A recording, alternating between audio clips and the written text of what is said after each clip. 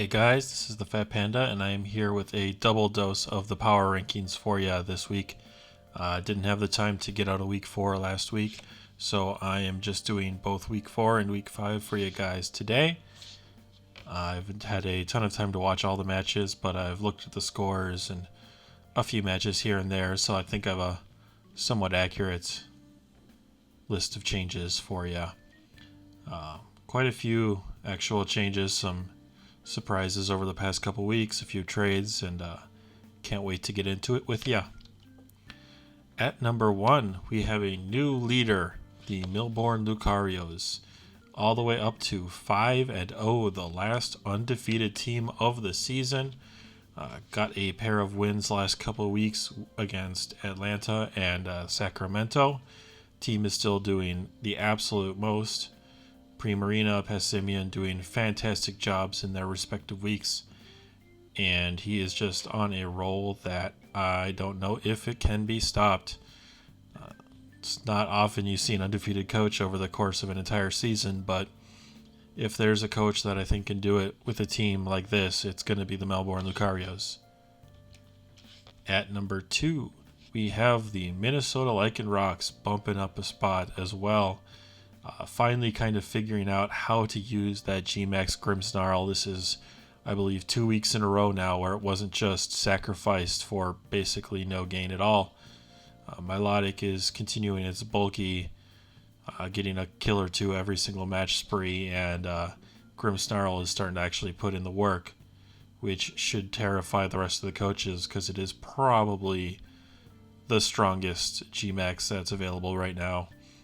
And if he can truly kind of start to command its power like he's been showing the flashes of, there probably isn't going to be a heck of a lot of hope left for the coaches that are left in the league and in his way to a championship in his first season in the WPF. At number 3, we have the Boston Red Sox. Boston climbing up the rankings quite a bit after a very convincing 2-week 2-win spree.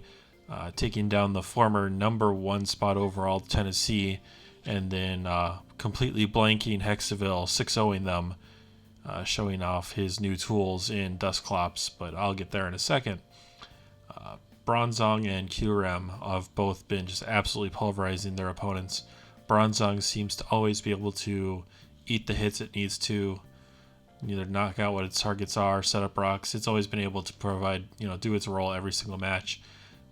Last week, showing off its surprising offensive power now that it has access to body press with an Iron Defense body press set that managed to clean up the entire team when nothing else was even special attackers. He just boosted up and swept.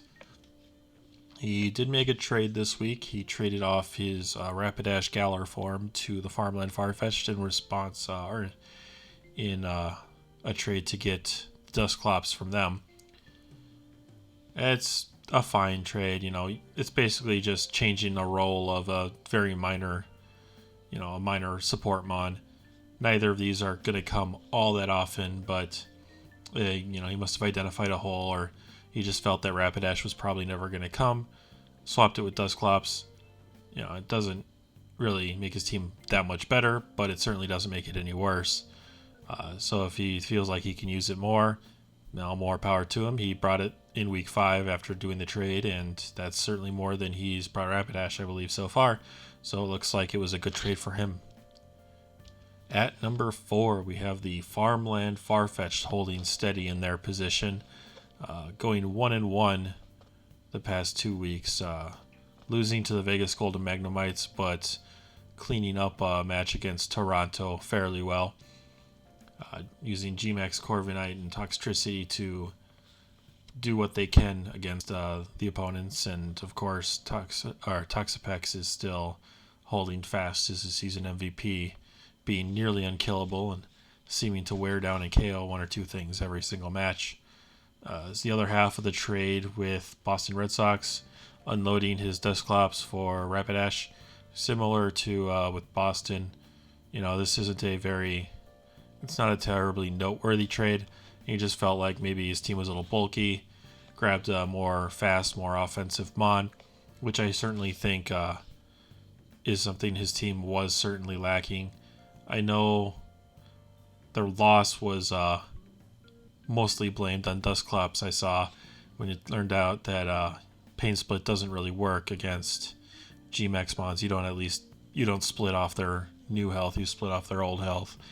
So finding out that, that was, I guess, half the reason he even wanted Dusclops in the first place. So then he started looking for ways to unload it, gaining some more offense, even if it is fairly niche. And Rapidash is certainly not a bad thing for his team. So I'm glad to see that, and I think it's a good trade. It's a good trade for both the coaches, but I feel like there's more of an impact for Farmland by gaining a little bit more offense. Now going down to number 5, we have the former king himself, the Tennessee Red Gyarados, who has had a very rough couple weeks, losing both matches, one against Boston and one against Seattle. Neither of them an easy opponent, but he's just looked completely out-prepped and outplayed in both matches. Hopefully he gets his head in the game, because if he plays like he's played the past couple weeks, it's going to be a near constant free fall, I feel, every week for him. We'll see if he can shake off whatever's been going on the past couple weeks, but the team itself is excellent. He's usually fairly good at prepping and very good battling, so I expect to bounce back. It's just been a rough couple weeks. At number 6, dropping actually a little, I think they were technically number 5, the last power ranking we had, is the Warsaw Rapidash, splitting the last 2 weeks, beating the Rochester Raboots, but losing to the Gladiators last week. Showing off some wonderful cosmic power, Sigilif sweeping, which is always fun to see. Sigilif isn't something you see a whole lot of in draft leagues, but I think it's actually got a pretty good use. Magic Guard is good on anything, and it's got some fun offensive with, I believe it even gets, with Magic Guard and Life Orb. I guess you don't really need anything else, and it's got some good offensive moves, and it's always got fun setup sets that it can run, or I believe it can run support sets too. Magic Guard on like a defogger is also pretty nice. Simulates kind of like the heavy duty boots that's so popular these days. Not a heck of a lot else to see, unfortunately. I didn't get to see the match from last week for him, but it looked like he got worked fairly well by the Gladiators. So not, splitting weeks, 8-8. When you have a lead and wins already, if you split the rest of the season, you'll probably end up in playoffs. So if he can hold steady the course, we'll see him in the playoffs. At number 7, we have the Seattle Serperiors with a split as well from the last 2 weeks. She lost to the Hekseville Honchkrows with a somewhat surprising upset. Got pretty much blown out by Gmax Sandaconda, which is not something I was necessarily thinking I would say this season, but Sandaconda actually has a surprisingly strong matchup against the Sun, with Sandspit and just Gmaxing being able to live any of the real hard attackers that Seattle has and KO them back. But one hell of a bounce back, as Seattle actually managed to, I guess you could say, upset Tennessee last week.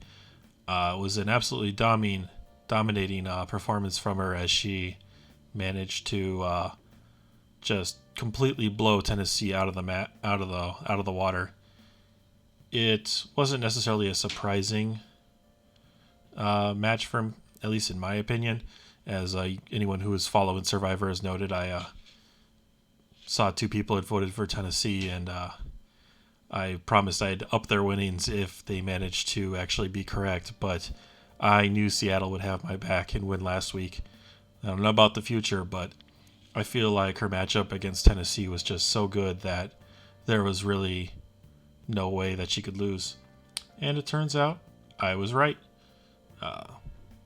So with that, split 2 weeks, still at number 7, but team is really good, and she's been playing pretty well when, you're not getting blown back by Gmax Sandaconda. So we'll probably see this team in the future as well. At number 8, we have the Vegas Golden Magnemites, who have actually been on a very good spree here, winning both the past weeks against Farmland and the Tampa Bay Toxtricity. Hatterini has just been crushing it, which I love to see. G-Max Hatterini is one of my favorite G-Maxes, probably. Maybe only after Alcremie. And it's just been putting in the absolute work as you would expect a G-Max of its power to do. Not a lot else to say. It's just been, ever since having the rough start to the season, Vegas has been playing pretty well in the past couple weeks, and I don't really expect that to change anytime soon. At number 9, we have the Atlanta Beedrills, who are the team that is just the wackest to watch every single week at this point, I feel.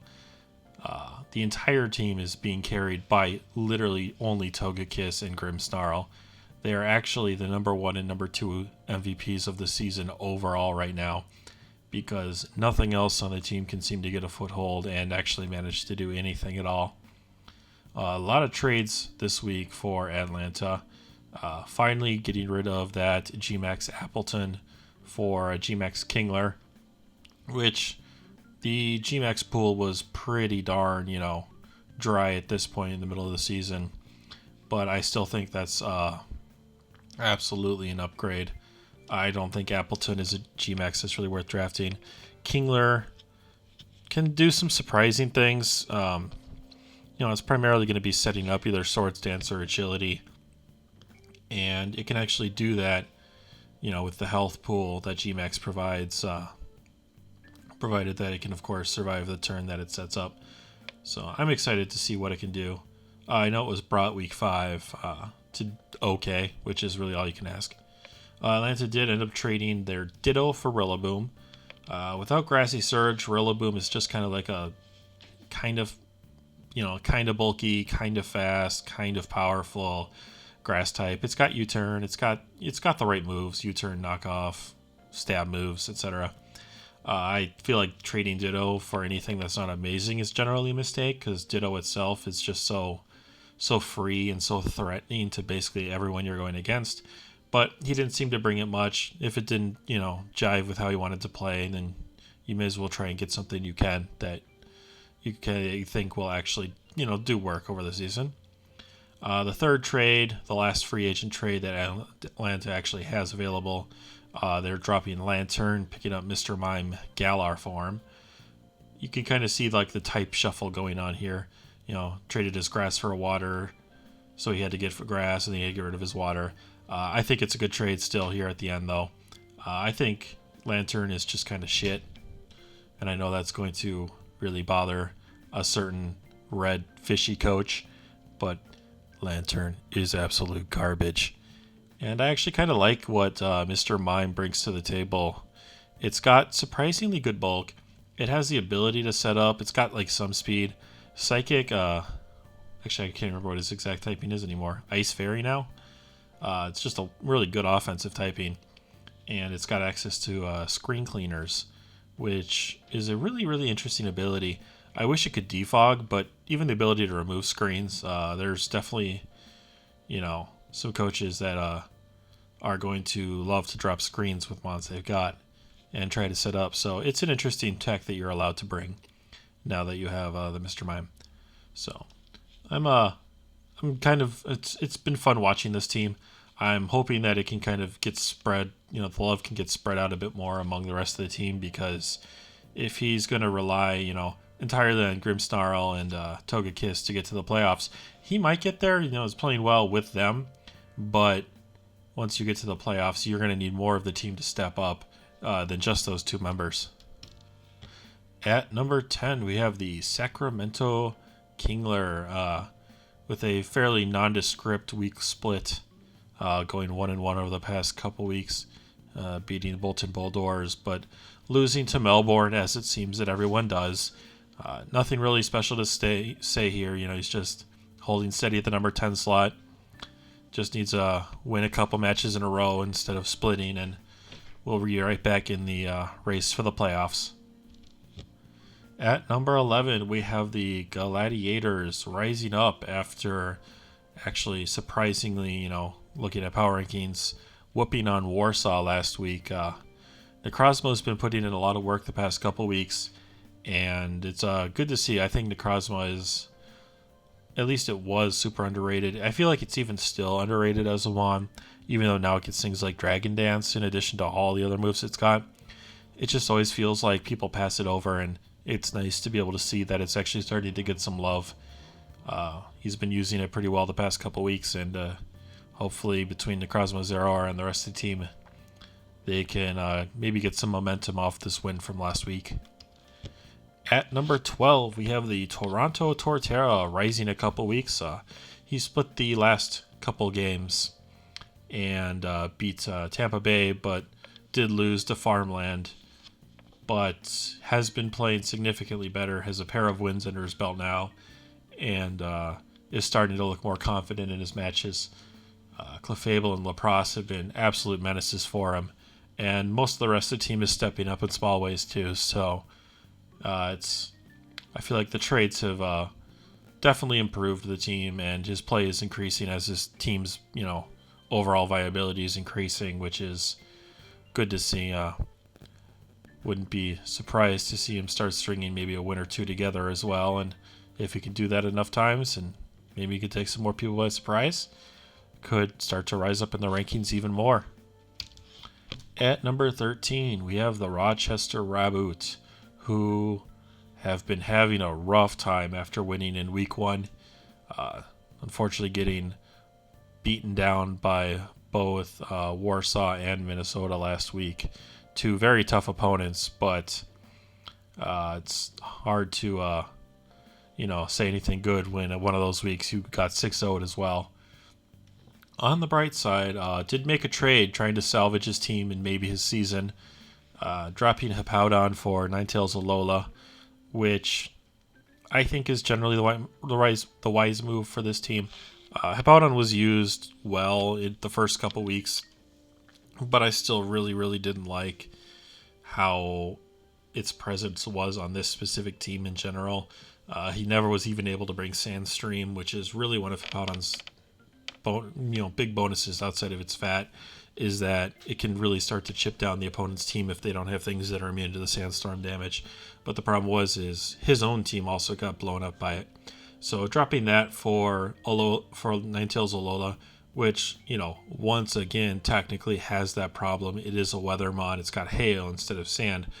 But it does have the bonus of having Aurora Veil, which I think is something that this team is really going to want to take advantage of. Specifically, Mew and Chandelure really like Veil.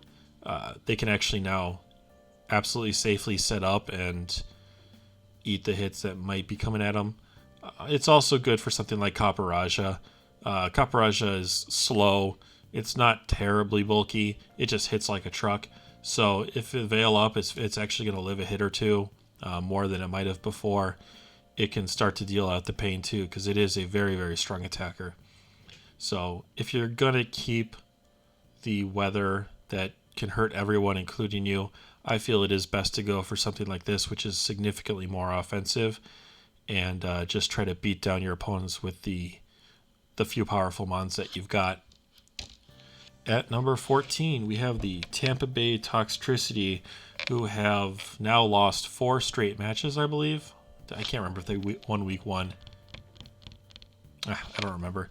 Well, regardless, I know they've lost the last 2. Lost to Toronto and Vegas. This team, I'm over watching this team, I think. It's not necessarily even being played bad. It's just that the team itself is built in a way that just simply doesn't work. It can't do anything. The fact that your season MVP is Heliolisk really shows that there is just no offensive presence here. Dragapult isn't quite strong enough. It's really versatile, but it can't carry an entire team on its back. The trade, Rillaboom for Ditto, I think it's a fine trade. Having Ditto on your team is always good. When your team is so balanced like this team is, where it's really it's almost entirely just bulky, fat mons that can hit kind of hard, Something like Ditto is actually really nice to have because it's going to prevent your opponents from setting up with their breakers and just rolling over you. So it is a good trade. Hopefully before the trade deadline hits, he can manage to find maybe one or two more ways to kind of make this team a little more fierce and offensive, because as it is right now, I think we're going to see still a lot more losses unless people start walking into Ditto sweeps repeatedly, which you can tell most people are generally pretty good at avoiding. At number 15, we have the Hekseville Honchkrows, who had a very, very bipolar week. Beat the absolute pants out of Seattle with this GMAX Sandaconda, but then threw a complete blank against Boston, not even managing to get a KO. Just got completely trounced by a fairly stally team. He had no way to break it at all. And I mean, that's really all they wrote for that one. Very, very bipolar week. It's kind of hard to get a grip on where this coach is. The team itself, I don't think, is particularly good, but he shows glimmers of good play, such as against Seattle, and then throws just the worst pitch imaginable against Boston. So we'll see where he goes from here. Hopefully the play can overcome the quality of the team and lead this team to a few more wins this season. At number 16, bringing up the rear, we have the Bolton Boldores, who unfortunately have yet to notch a win on their belt this season. I don't know exactly what's wrong. I think the team is fine. I don't know if it's just he's not comfortable with what he's got, because I certainly didn't expect this result out of them this season. Still has all his trades available. A couple weeks left before the trade deadline hits. Maybe it's time to pull the plug on the plan for this team and just, see if he can swap things out.